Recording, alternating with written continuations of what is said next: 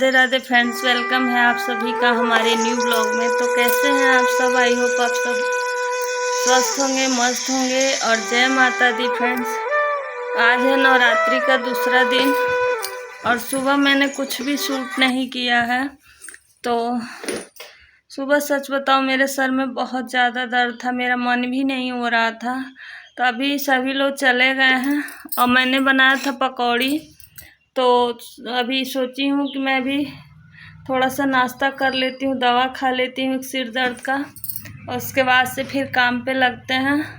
तो आइए आप सभी खा लीजिए। ये मेरे घर की सबसे फेवरेट पकौड़ी होती है, हर दूसरे दिन बनेगी अरवी के पत्ते की पकौड़ी। तो आइए आप सब भी खा लीजिए। चलिए मिलते हैं खा के। तो फ्रेंड्स यहाँ आ गए थे हम किचन में, और किचन में जो खाना बनाने के बाद क्या काम होता है ना, वो हो रहा है। जैसे किचन क्लीनिंग हो गया, बर्तन झाड़ू जो बाद वाले होते हैं वो मैं कर रही हूँ। तो यहाँ ना गैस पे सुबह जब खाना बनाते हैं तो जल्दी जल्दी में थोड़ा बहुत कुछ गिर जाता है। वैसे तो मैं जब भी गैस पे कुछ बनाती हूँ तो एक बार कपड़ा ज़रूर फेरती हूँ, लेकिन ना फिर भी खाना बनाओ ना तो ज़रूर थोड़े से चिपचिपे से हो जाता है। तो एक बार मैंने सादे कपड़े से पोछे थे और उसके बाद सर्फ के पानी में कपड़े भिगो के उससे पोछे थे। तो देखिए सीट भी क्लीन हो गई और गैस भी क्लीन हो गया। उसके बाद किचन में झाड़ू भी लगाए थे, क्योंकि कितना ना पोछा मतलब साफ़ हो ना, फिर भी जैसे सब्ज़ी वगैरह कट करते हैं तो थोड़ा बहुत तिनका वगैरह या झाड़ू लगा दो तो एकदम फ्रेश फील होता है, वरना फिर से थोड़ा बहुत ना लगता है कि साफ़ नहीं दिख रहा है। तो उसके बाद सबसे पहले किचन के पोछा भी लगा देंगे तो एकदम किचन को नीट एंड क्लीन कर देंगे। और उसके बाद बर्तन धो के बाहर ही रख देंगे ना तो थोड़ा देर में पानी उसका निकल जाएगा जाली रास्ते। वरना अगर ऐसे ही बर्तन ला के रख देंगे ना तो फिर पानी किचन में ही आएगा। तो सुबह शाम दोनों टाइम ही किचन में पोछा लगता है, बल्कि किचन में हमारे 3 बार पोछा लगता है। एक बार सुबह मैं लगाती हूँ, एक बार खाना बनाने के बाद जो इस टाइम का है, और एक बार रात को जब खाना बना लेते हैं ना तो पानी उनी गिर गया रहता है तो उसे भी पोंछ देते हैं अच्छे से। तो सुबह तक सूख गया रहता है और फिर सुबह अच्छे से पोछा ओछा लगता है। तो देखिए पूरा घर नीट एंड क्लीन हो गया है। और कपड़े वगैरह तो मैंने पहले ही धो दिए थे।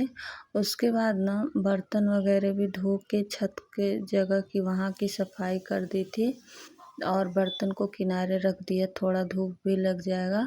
और यहाँ पे ना दाल आया था ना तो उसमें चींटियाँ लग गई थी। हमारे घर बहुत ज़्यादा चींटियाँ हैं, तो मैं लक्ष्मण रेखा से घेर के रखी थी। तो अभी तो फ़िलहाल हम बाल्टी में ही रखे थे, अभी डब्बों में नहीं डाले थे, उस दिन टाइम नहीं था। तो देखिए पूरा चींटी लग गई थी, तो इसी पर रात में खोल कर डाल दिए हैं धूप में ना, और लक्ष्मण रेखा से घेर भी दिए हैं। घेरने के बावजूद भी यहाँ हो जा रही हैं चींटियाँ। घेर के ही रखे थे जिस बाल्टी में रखे थे, फिर भी बहुत ढेर सारी चींटियाँ आ गई हैं। और ड्राई फ्रूट्स रखा था तो उसमें भी बहुत सारी चींटियाँ लग गई हैं। तो फिर मैंने खोल के आज धूप में ऐसे पैकेट पैकेट ही रख दिया था। चीज़ें पैकेट को खोल दो ना तो फिर चीज़ें भी ख़राब होने लगती हैं। पैकेट सील रहता है, जैसे एक एक दो दो पैकेट आया तो एक पैकेट खोला, एक पैकेट सील करके वैसे ही है, तो वो चीज़ ख़राब नहीं होती, वरना हवा वगैरह लगता है तो ख़राब होने लगती है। तो उसके बाद दाल वगैरह को डाल के वीडियो वगैरह पोस्ट किया। ये हो गया था शाम का टाइम। तो शाम को सबसे पहले ना ठाकुर जी को पपीता था तो पपीता को कट करके भोग लगा देंगे। और वो सोए थे तो उन्हें उठा दिया है, पानी पिला दिया है, और फिर से अब पपीता का भोग लगा देंगे, क्योंकि हम ठाकुर जी को शाम को चाय वगैरह नहीं देते हैं और यही फल फ्रूट्स जो होता है वो दे देते हैं। तो देखिए इनको जगा के पानी वगैरह मैंने पिला दिया था, अब मैं इनको भोग लगा दूँगी। और भोग लगाने के बाद से ना थोड़ी देर बाद यही पपीता मैं भी खा लूँगी, तो हमारा भी हो जाएगा और ठाकुर जी का भी हो जाएगा। उसके बाद फिर से वीडियो मैंने एडिट किया था और उसके बाद शाम हो गई थी बिल्कुल ना, तो धूप ख़त्म हो गई थी यहाँ से। तो देखिए इन सारे चीज़ों तो पैकेट बंद ही थे और देखिए बाल्टी को भी मैंने लक्ष्मण रेखा से घेरा था और फिर भी इसमें पूरी चींटियाँ लग गई हैं। तो फिर फर्श गरम था ना, तो उस पे मैंने रख दिया था ये करके लक्ष्मण रेखा से घेर के, ताकि चींटियाँ भाग जाएं। बट फिर भी मैंने ना 2 दिन बाद देखा ना, तो पूरे बादाम में पूरी चींटियाँ लग गई थी। फिर पैकेट को खोल के मैंने बादाम को जो चींटियाँ थी उसे चाल के उसके बाद से फिर से रखा दूसरे डब्बे में खोल के। जब पैकेट खोल दो ना, 2-2 पैकेट है तो ख़राब हो जाते हैं, चीज़ें सीलन लग जाती है। कितना भी अच्छे से रखो तो सीलन लग ही जाती है। इसीलिए मैं सोचती हूँ कि जितना सामान का ज़रूरत है उतना ही लाओ, लेकिन पतिदेव उस दिन गए थे तो फिर से उठा लाए। अब भर भर के रखो और चीज़ें ख़राब होती हैं और लेके चींटियाँ से परेशान हो जाती हूँ मैं। तो एक बार का काम 1000 बार करना पड़ता है, तो यही ज़्यादा दिक्कत होती है। तो गुस्सा भी आता है कभी कभी। मैं बोलती हूँ कि जितनी ज़रूरत है उतना ही सामान ले आओ। उसके बाद यहाँ ना चने का दाल था थोड़ा सा, तो मैंने इसमें मिला दिया था और चना का दाल मैं अलग रख दूँगी। बेसन बनाना है मुझे, क्योंकि मैं घर पे ही ज़्यादातर बेसन पीसती हूँ। इस बार ऐसा था ना कि टाइम नहीं था, तो वो ला दिए थे पतिदेव पैकेट वाला ही बेसन, नहीं तो ज़्यादातर मैं घर पे बेसन बना लेती हूँ। और धनिया पाउडर ये सब चीज़ें ना मैं घर ही पे बनाती हूँ। तो उसके बाद ना छोले भिगो के रखे थे, तो मैं छोलों में ना जब तक और काम करूँगी तब तक ये उबल जाएंगे। तो छोले को धो के अच्छे से कई पानी मैंने धुला था, उसके बाद उबलने के लिए रख देंगे छोले को, और शाम को यही बनाना है। तो जब तक कोई और काम करेंगे ना तब तक छोले अच्छे से उबल जाएंगे। फिर सुबह के लिए मैंने सब्ज़ी वगैरह काटा था ना, तो ये छोले तब तक उबल गए थे। क्योंकि एक के बाद एक काम करने पड़ते हैं, तो अगर साथ साथ काम होते रहते हैं ना तो ठीक है। क्योंकि सुबह ना नेनुआ वगैरह काटने में, लौकी बहुत टाइम लगता है और सुबह भागम भाग हो जाता है लंच सबका। तो लंच वगैरह के साथ ना फिर बड़ा सुबह दिक्कत हो जा रहा है। सुबह पूजा पाठ सारी चीज़ें 7 बजे से हमारे घर जाते हैं लोग, तो सारी चीज़ें बना के देनी पड़ती। इसीलिए मैं सब्ज़ी कट करके इसी टाइम रख लेती हूँ। तो जब तक हमारे छोले उबल रहे तब तक मैंने नेनुआ काट के रख दिया है सुबह के लिए। नेनुआ में थोड़ा टाइम भी लगता है, छीलो काटो।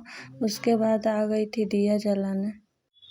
दिया जलाने के लिए आई थी, तो मैं यहाँ से ना ये गूगल वगैरह रहता है ना, तो धूपदानी इसको बोलते हैं, तो वो मैं इसमें गूगल लोबान धूप वगैरह सब कुछ रहता है ना, तो इससे लौंग वगैरह, तो इससे नेगेटिविटी घर की दूर होती है।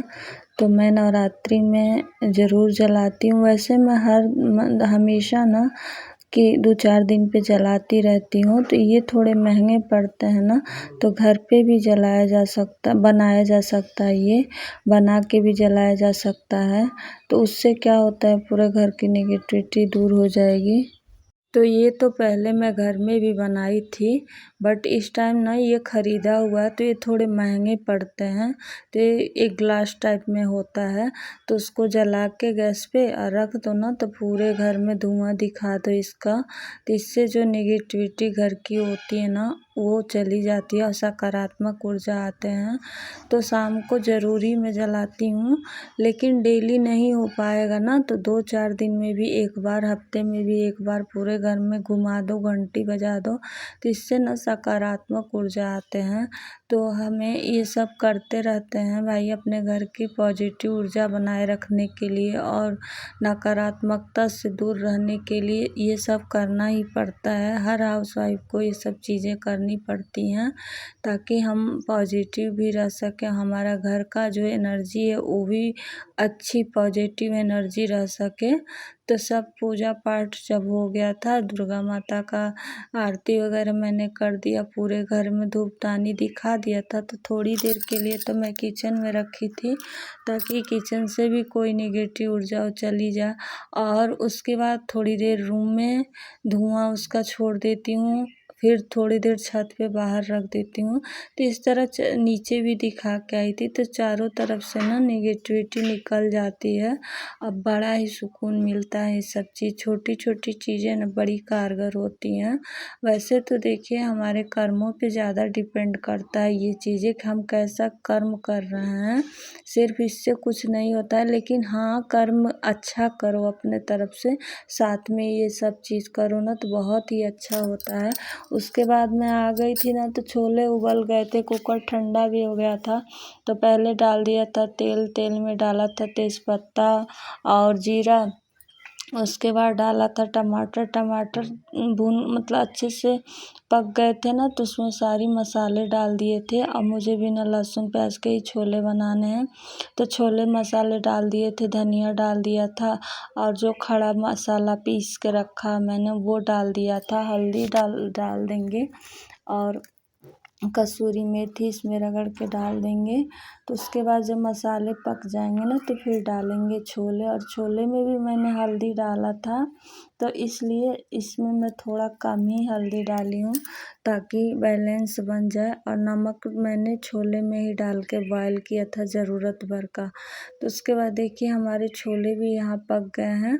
और ये छोले इतने अच्छे हैं ना, बहुत अच्छे से मतलब अपने आप से बॉयल करने पे ही खूब अच्छे से गल गए थे। कोई कोई छोले कितना भी बॉयल करो तो नहीं गलता है। फिर पतिदेव आ गए थे, तो वो लाए थे ये रसमलाई।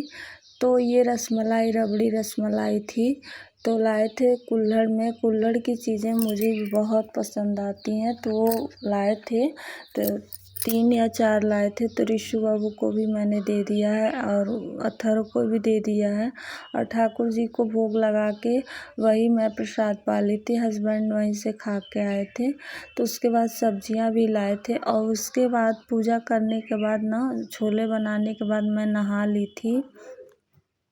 तो उसके बाद मैं नहा ली थी ना, तो ये सूट पहन ली थी। तो सारी सब्जियां निकालूंगी, धुलूंगी, तो इसीलिए सब सब्जियां इस टाइम अलग अलग उसमें करके रख रही हूँ। आलू निकाल के और फिर सारी सब्जियां धुलेंगे और अब ब्लॉग को करेंगे। मिलते हैं नेक्स्ट ब्लॉग में। तो चावल भी बना देंगे अभी, तो हो जाएगा हमारा शाम का छोला और चावल। तो चलिए, अगर आप सबको पसंद आया होगा तो लाइक कर दीजिए और न्यू है तो चैनल को सब्सक्राइब भी कर लीजिए। मिलते हैं नेक्स्ट ब्लॉग में। राधे राधे।